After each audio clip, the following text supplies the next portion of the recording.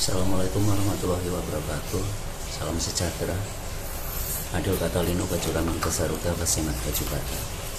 Bertemu lagi dengan saya Galuh Bayu Ardi dalam mata kuliah Geografi Pertanian yang kali ini akan membahas mengenai permintaan produk-produk pertanian. Ya, permintaan produk-produk pertanian karena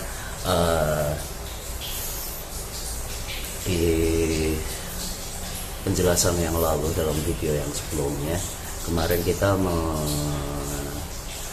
sempat membahas bahwa pertanian merupakan suatu kegiatan interaksi antara manusia dengan lingkungannya atau istilah dalam geosfernya antara antroposfer dengan geosfer yang lainnya. Jadi dari interaksi tersebut akhirnya aktivitas pertanian itu dilakukan, dan pada hasil akhir dari pertanian merupakan produk-produk pertanian di sana. Nah, produk-produk pertanian tersebut ya kemudian akan membawa, jika hasil baik itu akan selalu membawa kemakmuran, lalu kemudian berputar lagi, kemudian dapat menentukan bagaimana nasib petani. Sementara jika hasil panen tidak bagus karena mungkin kondisi lingkungan, faktor pengetahuan dan lain sebagainya itu tidak memberikan feedback negatif, itu maka yang akan muncul adalah kemiskinan dan lain sebagainya. Oke, kalau kemarin kita udah membahas mengenai interaksinya, pertanian sebagai interaksi, sebagai aktivitas interaksi antara manusia dengan lingkungan sekitarnya.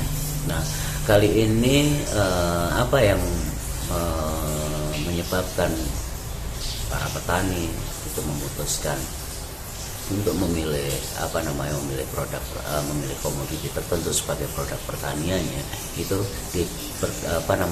mereka mempertimbangkan aspek ekonomi, yaitu permintaan pasar. Nah, di sini makanya dalam pembahasan kali ini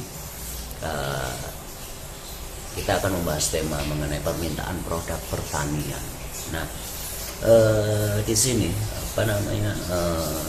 aktivitas pertanian atau dalam seperti permasalahan awal dalam geografi pertanian adalah pemenuhan kebutuhan pangan, peningkatan hasil dan itu. Jadi tujuan utamanya adalah bagaimana ketahanan pangan itu terjadi sehingga semua kebutuhan pangan manusia di bumi ini terpenuhi. Dan permintaan ini dalam ketika kita membahas permintaan produk pertanian, berarti kita kita sedikit bersentuhan dengan ranah geografi ekonomi di sini, dalam arti konsentrasi kita akan bahas antara, selain ada permintaan, tentu saja petani memiliki penawaran yang berupa hasil pertanian di sini. Oke, dalam geografi pertanian ini tentu saja ada berbagai macam variasi. Kita akan selalu berbicara mengenai variasi yang ada di permukaan bumi ini. Jadi mulai dari bentang alamnya itu kita ada variasi, lalu kemudian dari bentang budayanya juga ada variasi, ada berbagai macam pendapat bahwa lingkungan bisa mempengaruhi budaya manusia, aktivitas manusia, dan segala macam keadaan manusia. Tapi di sisi lain ada anggapan juga bahwa manusia bisa beradaptasi, manusia bisa menentukan, dan manusia bisa mengubah lingkungannya atau mengatasi apa yang menjadi hambatan-hambatan di lingkungannya. Dan di sini untuk hari ini, di mana segala macam kehidupan manusia saat ini juga ditentukan oleh percepatan atau perputaran roda ekonominya juga. Jadi sehingganya ketika petani tidak bisa mengimbangi perputaran ekonomi yang ada di dunia ini, maka di dalam sebuah sistem, baik itu sistem yang dalam lingkup kecil ataupun sistem yang dalam lingkup luas, maka mereka akan istilahnya tertinggal atau bahkan terjebak dalam kemiskinan, kekurangan, dan ketertinggalan. Aktivitas pertanian di sini memang pada umumnya adalah memproduksi bahan pangan atau bahan barang-barang yang akan dikonsumsi, ya, seperti misalnya gandum, beras kalau di Asia Tenggara ini. Terus lalu kemudian ada lagi kalau untuk pertanian sebagai didefinisikan atau definisi dari farm atau pertanian farm dalam arti tidak hanya sekedar agriculture atau bercocok tanam, itu di sana termasuk juga peternakan dan perikanan. Jadi budidaya ikan, budidaya hewan-hewan atau peternak hewan-hewan seperti sapi, kambing, domba, babi, dan lain sebagainya. Itu juga memiliki produk-produk lain, memiliki produk-produk sampingan di selain dagingnya, seperti misalnya ketika di Eropa, Amerika, dan Australia sana, seperti peternakan domba, itu tidak hanya dikonsumsi dagingnya pada akhirnya, tapi juga bulu-bulunya atau bulunya sebagai wool, lalu kemudian seperti misalnya lembu di sana ada produk-produk lain, seperti misalnya produk sampingan seperti susu selain dagingnya. Juga misalnya seperti tanaman-tanaman jagung, tanaman-tanaman bahkan yang biasanya untuk tanaman pangan yang dibudidayakan dalam pertanian tersebut, itu juga menghasilkan produk-produk sampingan seperti bahan bakar atau sumber energi yang terbarukan. Jadi itu bisa dibuat minyak misalnya, ketika itu bisa dibuat minyak, dan beberapa hal yang hampir semua produk pertanian yang terbuat dari di dalamnya mengandung karbohidrat itu dapat digunakan untuk sumber energi juga. Hanya saja harus dibentuk dalam perubahan hasil akhirnya adalah seperti alkohol ataupun non alkohol. Selain itu buah-buahan dan lain sebagainya tentu saja. Dan berikutnya pertanian selain sebagai produk yang langsung bisa dikonsumsi dalam kondisi-kondisi tertentu, kondisi-kondisi yang lebih maju, seperti misalnya ketika itu dalam sebuah integrated farming atau pertanian terpadu. Jadi seorang petani dia tidak hanya bercocok tanam tapi juga beternak untuk memelihara ikan dan lain sebagainya, atau menanam tanaman-tanaman lain yang tidak langsung untuk konsumsi tapi menyediakan atau menyediakan bahan mentah untuk beberapa hal lain. Walaupun yang paling penting dalam bidang pertanian yang kita kaji selama ini di dalam geografi pertanian ini adalah penyediaan pangan. Dalam buku David Crick, Introduction to Agriculture of Geography, pengantar geografi pertanian, di sana disebutkan bahwasanya kebutuhan pangan manusia atau permintaan akan produk pertanian atau bahan pangan tersebut itu muncul dari berbagai macam dapat dilihat dari berbagai macam faktor di situ. Seperti misalnya ketika mungkin wilayahnya di iklim dingin, tentu saja permintaan produk pertanian itu berupa lebih banyak akan berupa daging ataupun mungkin minuman yang berupa alkohol atau makanan-makanan yang apa namanya yang dapat mendukung atau apa ya istilahnya mendukung kebutuhan mereka untuk menghadapi klaim tersebut. Karena dalam beberapa dalam variasi lingkungan atau di variasi wilayah antara daerah tropis dengan daerah dingin, kebutuhan pangan itu berbeda, sehingga permintaan produk pertaniannya pun akhirnya juga bervariasi di sana. Seperti misalnya, seandainya Anda ingat bahwa mengapa orang Eropa menjelajah dunia, itu sebetulnya karena salah satunya justru bukan bahan pangannya sendiri, tapi justru bahan pelengkapnya, dalam arti bumbu-bumbuan atau sering kita kenal dengan kita sering menyebutnya bahwa mereka mencari rempah-rempah, mereka mencari sumber di mana rempah-rempah, karena selama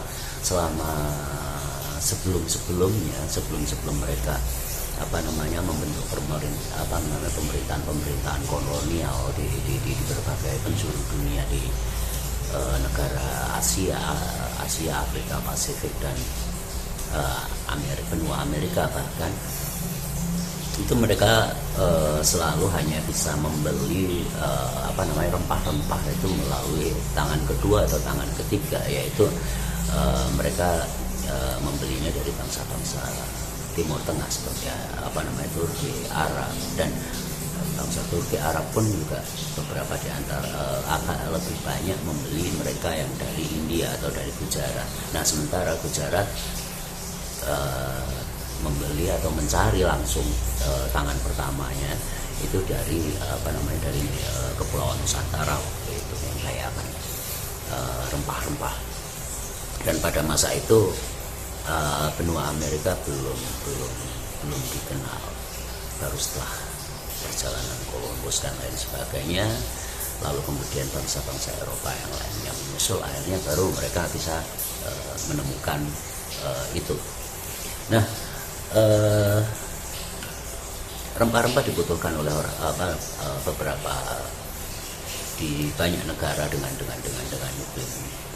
iklim dingin atau negara-negara yang mendekati yang berbeda dengan di daerah tropis. Mereka sangat membutuhkan rempah-rempah untuk campuran makanannya supaya lebih hangat dan lain sebagainya, karena kebutuhan itu akan sangat meningkat. Permintaan tersebut akan meningkat ketika menjelang musim dingin. Mereka pada saat musim gugur pun sudah mulai bersiap-siap untuk menghadapi musim dingin, dan mereka tidak bisa memproduksi makanan lagi. Jadi mereka hanya akan makan makanan yang sudah mereka persiapkan untuk menghadapi atau untuk menjalani musim dingin sampai pada bulan-bulan Maret atau April pada musim semi. Nah seperti itu. Jadi permintaan produk pertanian, baik itu ada permintaan tersebut bisa permintaan global atau mungkin juga antar dunia, bisa permintaan secara nasional saja, di permintaan untuk satu negara, dan beberapa diantaranya ada permintaan dalam lingkup yang sangat sempit. Bahkan ada beberapa diantaranya yang hanya untuk memenuhi kelompoknya sendiri yang sering disebut pertanian subsisten. Terus kemudian lalu tadi selain dari tanaman juga ada dari buah-buahan dan biji-bijian. Tubuh manusia juga membutuhkan di sini dikatakan bahwa pastinya protein. Hanya saja komposisinya pasti akan berbeda. Bagaimana seperti misalnya orang-orang Timur Tengah, orang-orang dengan lingkungan padang rumput itu tentu saja akan relatif berbeda sekali dengan mereka yang tinggal seperti kita di daerah hutan tropis di Kalimantan Barat ini. Jadi kita mungkin sebetulnya lebih banyak membutuhkan sayur, ikan dan lain sebagainya. Sementara kalau mereka yang ada di padang rumput, gurun dan lain sebagainya, sangat-sangat sedikit sekali mereka untuk memperoleh makanan-makanan yang mengandung banyak karbohidrat. Jadi mereka akan cenderung banyak mengkonsumsi daging yang memang tersedia, karena di daerah padang rumput apa yang bisa dibudidayakan mungkin tidak bisa mengutamakan pertanian, kecuali mereka yang di dekat-dekat sungai atau di lembah-lembah sungai. Tapi ketika di padang rumput yang tersedia dari produk pertanian atau ada sebuah banyak penawaran di sana, tentu saja sumber makan itu lebih dominan daging, atau entah itu domba, entah itu sapi, entah itu unta dan lain sebagainya. Dan pada dasarnya manusia membutuhkan baik itu protein dari nabati,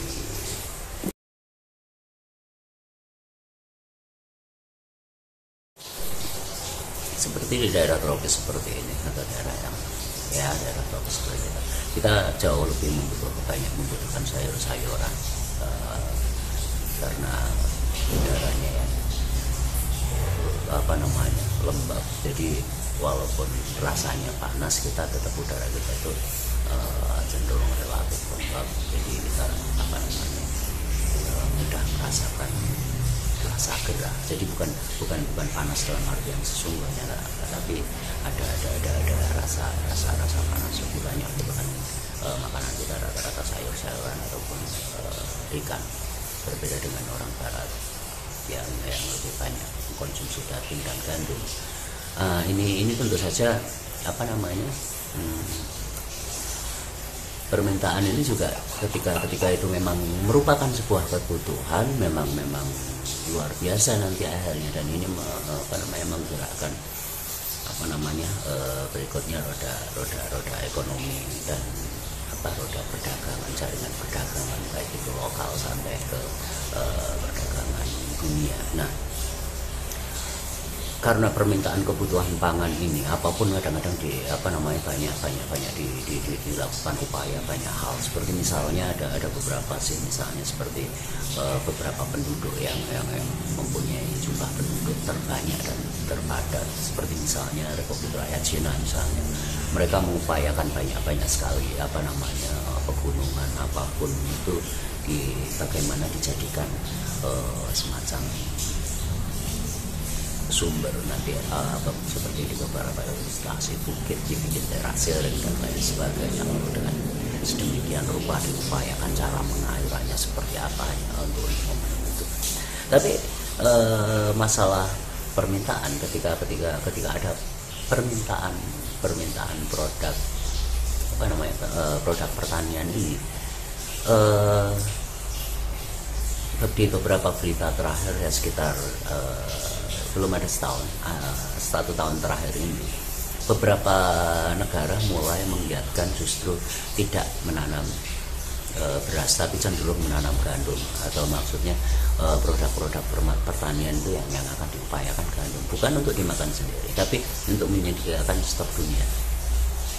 Seperti kebijakan di pemerintahan di negara Cina yang terakhir, mereka banyak menanam gandum, tidak padi seperti sebelumnya, yang padi pun banyak mulai dianjurkan atau mungkin malah diperintahkan karena sistem pemerintahnya seperti sana. Jadi dari pemerintah menugaskan atau mewajibkan untuk masyarakatnya untuk lebih menanam gandum dibandingkan beras.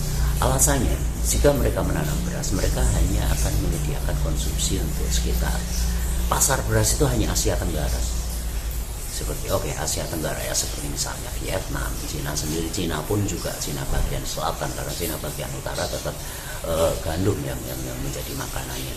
Tapi hanya sekitar Asia, dan India pun mulai India ke sana lebih banyak gandum. Jadi di sini mereka jelas berorientasi bahwa hasil dari produk pertanian ini untuk menjawab permintaan dunia. Ketika mereka menjual beras saja, mereka pasti hanya akan memenuhi misalnya ke Indonesia, Vietnam. Kalau Thailand memang sudah cukup luar biasa untuk teknologi pertaniannya, lalu kemudian rekayasa genetiknya Filipina. Mereka seperti itu. Nah, ketika gandum mereka bisa menjawab pertanyaan, menjawab permintaan dari negara-negara Afrika, India, Rusia, lalu kemudian Eropa dan Amerika juga.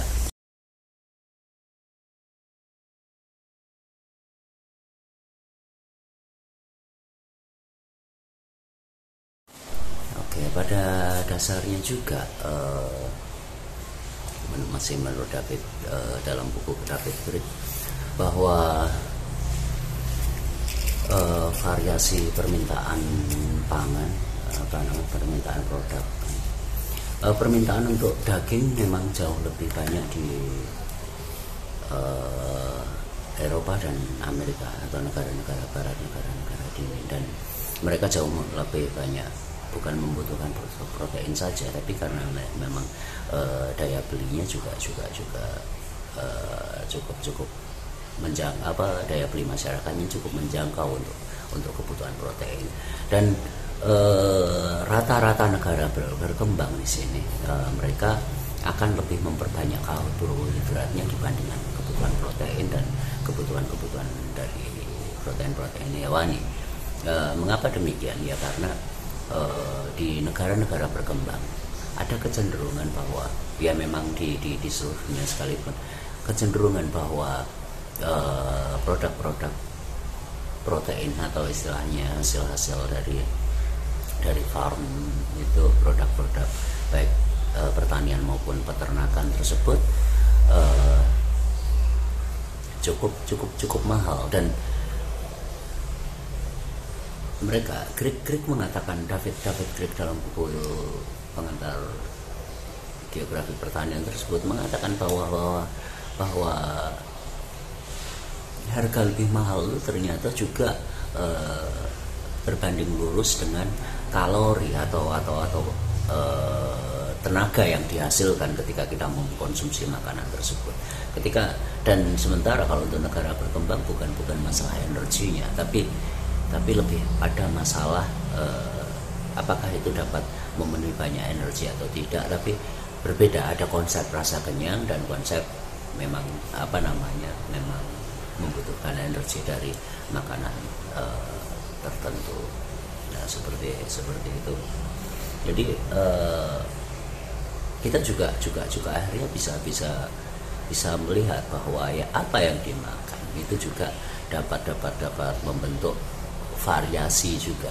Jadi ada variasi produk pertanian, pertama kita lihat ada variasi iklim, variasi alam, variasi lingkungan tempat tinggal mereka, lalu kemudian apa yang bisa tumbuh dan apa yang selalu mereka makan, itu akan membentuk beberapa perbedaan juga yang ada di dalam pada manusianya.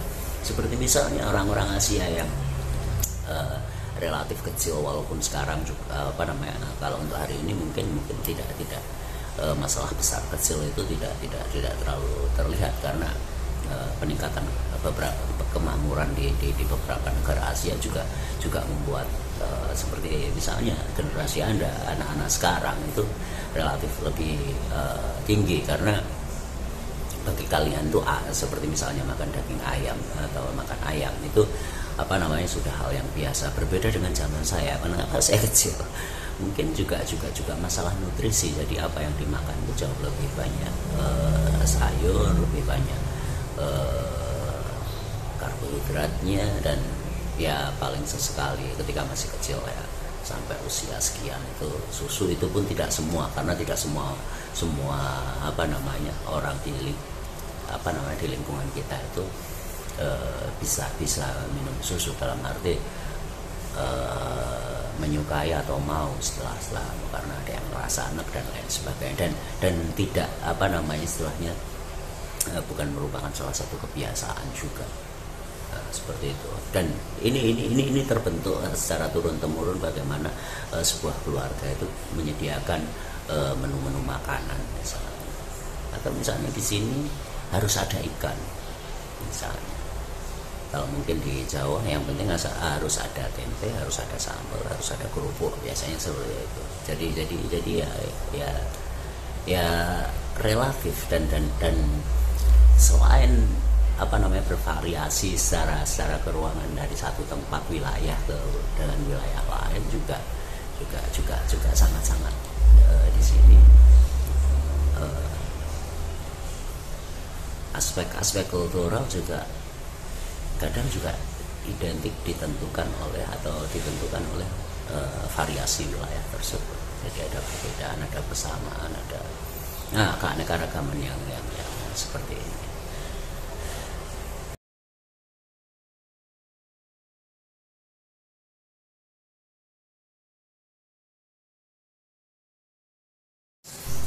Yang kali ini akan membahas mengenai permintaan produk-produk pertanian, ya permintaan produk-produk pertanian karena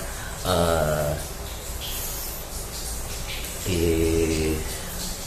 penjelasan yang lalu dalam video yang sebelumnya kemarin kita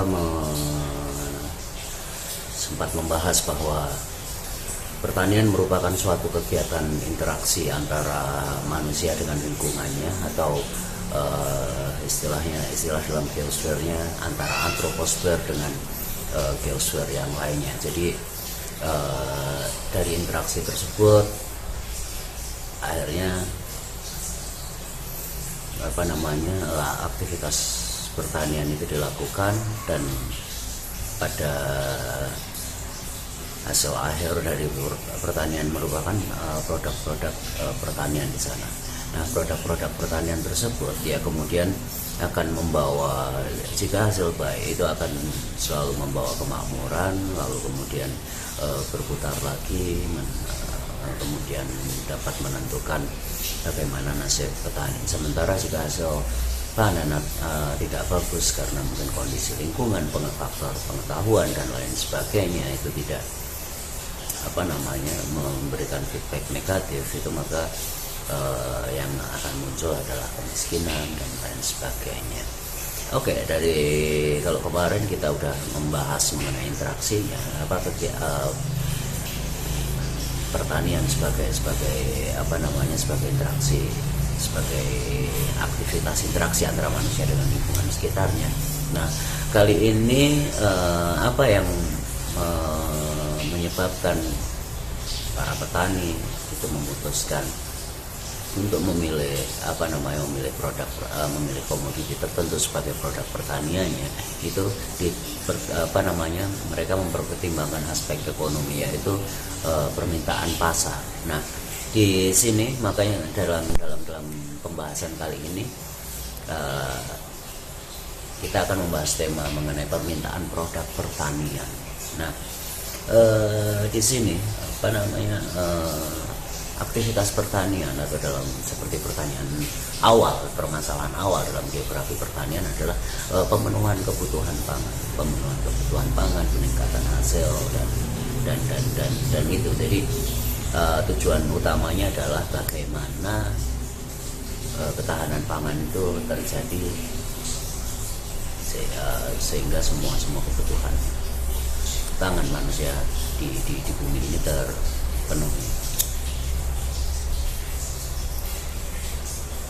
Dan